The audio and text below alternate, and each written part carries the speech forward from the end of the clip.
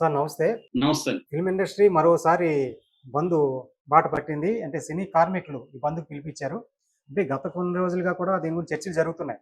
అయితే వీళ్ళు మాత్రం నిర్మాతలైతే మేము వాళ్ళకి కావాల్సినటువంటిగా అనుకూలంగానే వేతనాలు పెంచామని చెప్తున్నారు. కానీ వీళ్ళు మాత్రం అసంతృప్తితో ఉన్నారు. బంద్ ఎట్టి పరిస్థితుల్లోనూ కూడా ఈ రోజు నుంచి బంద్ అని పిలుపిచ్చారు. ప్రస్తుతం అయితే అత్యవసర సమావేశం ఫిల్మ్ ఛాంబర్‌లో జరుగుతుందంటున్నారు. అసలు ఎందుకు ఈ బంద్ బాట పట్టారు? అసలు ఇండస్ట్రీ ఎటువైపు వెళ్తుంది? దీని గురించి మీరేం చెప్తారు? యాహ్! ఆహ్, ఈరోజు మార్నింగ్ నుంచి తెలుగు ఇండస్ట్రీ స్తంభించిపోయింది. చాలా మంది ప్రొడ్యూసర్లు తమ సినిమాలకి పూజలు ఈరోజు పెట్టుకున్నారు. కానీ ఆ పూజలు గూడా ఆపేశారు. ఎందుకంటే మనకి సినిమా అనేది ప్రధానంగా 24 క్రాఫ్ట్‌లలో పనిచేసే ఆహ్, ఆహ్, వీళ్ళ మీద ఆహ్, ఈ కార్మికుల మీద, సినీ కార్మికుల మీద డిపెండ్ అయి ఉంటది. వాళ్ళు లేకుండా ఏమీ చేయలేరు ఎవరు గూడా. కెమెరా గావాలంటే కెమెరా అసిస్టెంట్ గావాలి, ఫోకస్ పుల్లర్ గావాలి.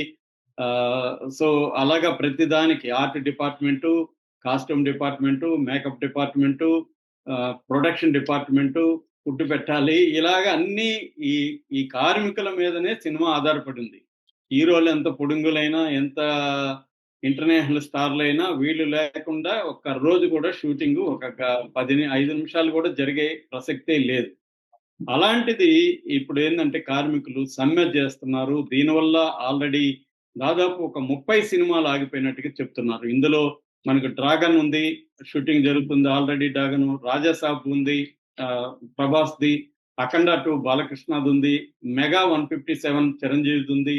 'ఉస్తాద్ భగత్ సింగ్' పవన్ కళ్యాణ్‌దుంది. 'ఆంధ్ర కింగ్' రామ్ పోతినేనిదుంది. ఇలాగా చాలా సినిమాలు మొత్తం మీడియం రేంజ్, చిన్నవి అన్నీ కలుపుకుంటే ఒక 30 సినిమాలు రన్నింగ్‌లో ఉన్నాయి. ఈ 30 సినిమాలు ఆగిపోయినాయి. ఒక్క రోజు ఆగిపోయినా గూడా ప్రొడ్యూసర్‌కి మామూలుగా ఉండదు వ్యవహారం. ఎందుకంటే అక్కడ లొకేషన్‌లు క్యాన్సిల్ అవుతాయి. వీళ్ళ డేట్‌లు మళ్ళీ కాంబినేషన్ సెట్ చేయాలి. కాంబినేషన్ సెట్ చేయడం అనేది మామూలు విషయం గాదు. ప ఏవి చిన్న సినిమా అనుకోండి కొద్దిగా పర్వాలేదు. ఎవరు పెద్దగా ఆర్టిస్టులు ఉండరు కాబట్టి. పెద్ద ఆర్టిస్టులు ఉన్న కాంబినేషన్ సెట్ చేయడం అంటే, మళ్ళీ అదే లొకేషన్‌లో అదే కాంబినేషన్ అంటే మళ్ళీ ఎప్పుడు అవుతుందో. ఒక్కోసారి కాంబినేషన్ సెట్ చేయకనే చాలా సినిమాలు ఆగిపోయినవి గూడా ఉన్నాయి మనకి. సో, అలాగా ఇప్పుడు వీళ్ళు బంద్‌కి సడెన్‌గా ఇలా పిలిపిచ్చేయడం అనేది ప్రొడ్యూసర్లు తట్టుకోలేకపోతున్నారు. అసలు ఏం జరిగిందనేది చూస్తే, మనకి మామూలుగా ఈ కార్మికులకు సంబంధించి ఫిల్మ్ ఇండస్ట్రీ ఎంప్లాయీస్ ఫెడరేషన్ అనే ఒక సంస్థ ఉంటది. ఈ సంస్థ సమావేశమైంది. సమావేశమయ్యి మనకి ఆహ్, మన రెమ్యునరేషన్‌లు పెరిగి 3 ఏళ్లయింది. 3 ఏళ్ళకి ఒకసారి అగ్రీమెంట్ జరుగుతుంది. సో, 3 ఏళ్లయింది కాబట్టి ఇప్పుడు 3 ఏళ్ళకి 30% రెమ్యునరేషన్‌లు పెరగాలి. అంటే ఎవ్రీ ఇయర్ 10%.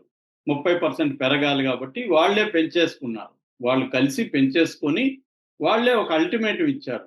ఏమిచ్చారంటే ప్రొడ్యూసర్లు మనకి ఒక దాన్నేమంటారు కన్ఫర్మేషన్ లెటర్ ఇవ్వాలి. ఏమని? మీరు పెంచిన జీతాల్ని మేమిస్తాము. వేజెస్‌ని మేమిస్తాము అని కన్ఫర్మేషన్ లెటర్ ఇస్తేనే షూటింగ్‌కి హాజరవ్వాలి.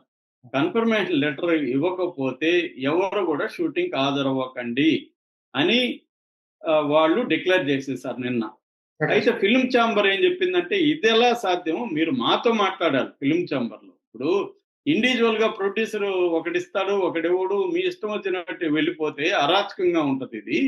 అట్ట కాకుండా మీరు మాతో మాట్లాడి, మేము దీన్ని డిస్కస్ చేసి ఎక్కడైనా తగ్గించుకోవచ్చా? ఇక్కడ ఒకవేళ పేమెంట్లు 30% పెరిగితే ఓకే అనుకుంటే, ఆ పేమెంట్ మోడ్ ఆఫ్ పేమెంట్ ఏ రోజుకి ఆ రోజు ఇవ్వాల్సిందేనా? లేకపోతే షెడ్యూల్ ఇవ్వచ్చా? ఇవన్నీ డిస్కస్ చేయాలి. ఇక్కడ అనేక రకాల ప్రొడ్యూసర్లుంటారు. పెద్ద ప్రొడ్యూసర్‌లకి ఇది పెద్ద విషయం కాకపోవచ్చు. కానీ మిడ్ రేంజ్ చిన్న ప్రొడ్యూసర్‌లకి ఖచ్చితంగా 30% వీళ్ళకి పెరగడం అనేది వాళ్ళకి ఇబ్బంది. సో, అవన్నీ కూడా డిస్కస్ చేయాలి గదా! అనేది వాళ్ళు చెప్తున్నారు.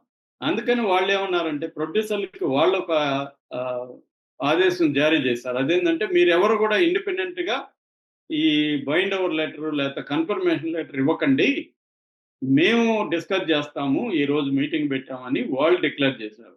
ఇది తేలే వరకు మేము వెళ్ళమనేది వీళ్ళు చెప్తున్నారు.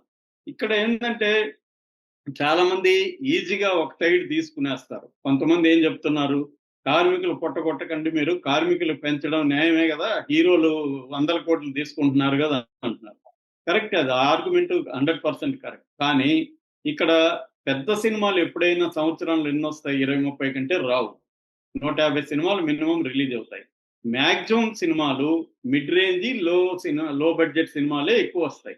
వాళ్ళకి 30% పెంచడం అంటే ₹1 కోటి సినిమా తీయాలనుకున్న ఒక నిర్మాతకి సడన్ గా 30% పెరిగితే అతని బడ్జెట్ పెరిగిపోతుంది. మినిమం 1 కోటి అనేది 1,10,00,000, 1,20,00,000 అయిపోతుంది.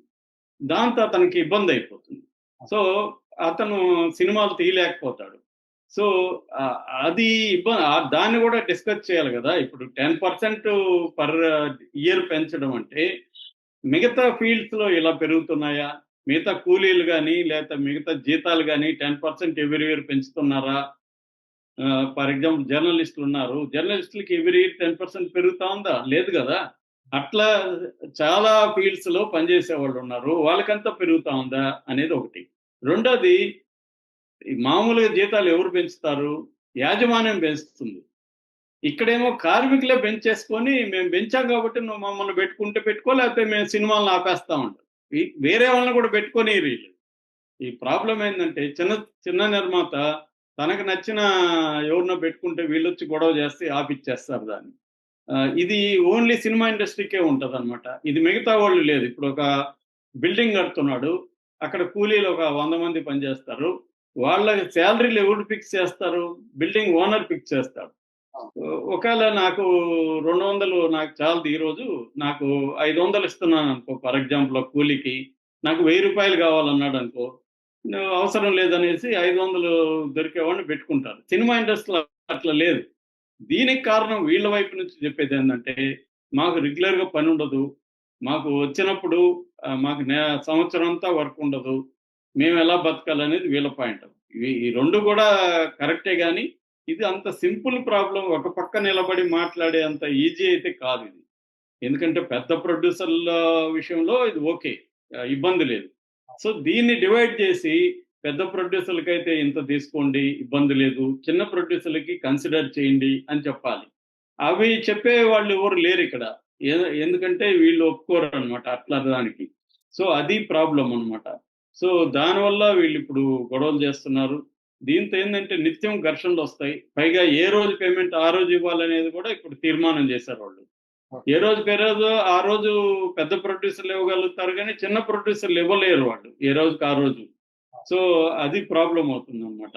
ఎందుకంటే ఒక షెడ్యూల్ ఉంటుంది, రేపు ఎల్లుండి మళ్ళీ అంత పనులు ఉంటాయి. ఆ రోజుకి ఆ రోజు పని చేసుకుని నువ్వు వెళ్ళిపోవు కదా, షెడ్యూల్ అంతా పని చేస్తావు, టోటల్గా ఉంటుంది కదా ఇవ్వాలని. కానీ ఇప్పుడు ఏం జరుగుతుందంటే చిన్న సినిమా నిర్మాతలనేమో బ్లాక్మెయిల్ చేస్తారు. కొత్త సినిమాలు, డిఫరెంట్ సినిమాలు ఎలా వస్తాయి ఇలాంటి నేపథ్యంలో అనేది ప్రశ్న. నేను ఒక డిఫరెంట్ సినిమా తక్కువలో చేయాలనుకుంటున్నాను, నా ఫ్రెండ్స్ దగ్గర క్రౌడ్ ఫండింగ్ తయారు చేసి ఒక చిన్న సినిమా తీయాలనుకుంటున్నాను. వీళ్ళు ఏంటంటే యూనియన్ వాళ్ళనే తీసుకోవాలి. ఇప్పుడు కెమెరా అసిస్టెంట్లు మళ్ళీ కూడా రూల్ ఏంది, ఇద్దరిని పెట్టుకోవాలి కంపల్సరీ. ఒక్కరిని పెట్టుకుంటామంటే వాళ్ళు ఒప్పుకోరు, ఇద్దరిని పెట్టుకోమంటారు. నాకు ఇద్దరు అవసరం లేదురా బాబు అంటే వినరు వాళ్ళు. నీకు అవసరం లేకపోతే మా యూనియన్ రూల్స్ సార్ అంటారు. స్టంట్ ఉంది, ఒక స్టంట్ ఏర్పాటు చేసాం, స్టంట్ మెన్ 10 మంది ఉండాలి, 10 మందిని పెట్టుకోమంటారు వాళ్ళు. మాకు 10 మంది అవసరం లేదంటే వినరు వాళ్ళు, కుదరదు. ఇటువంటి ప్రాబ్లమ్స్ చిన్న నిర్మాతలకు ఉన్నాయి. సో మనం వీటన్నిటినీ కన్సిడర్ చేసుకొని దీన్ని ఎలా సాల్వ్ చేయాలనేది ఉండాలి తప్ప, మేము 30% పెంచుకున్నాం మీరు ఇస్తారా చస్తారా అనే డిమాండ్, దానివల్ల ఏమవుతుందంటే ఘర్షణాత్మక వైఖరి పెరుగుతుంది. మన సినిమా ఇండస్ట్రీలో చాలా నిర్మాతలు ఇబ్బంది పడతారు. పెద్దవాళ్ళతో ఇది అయితే ఇబ్బంది లేదు, కానీ చిన్న నిర్మాతలు ఇబ్బంది పడతారు. ఏం జరుగుతుందో చూడాలి. Thank you sir.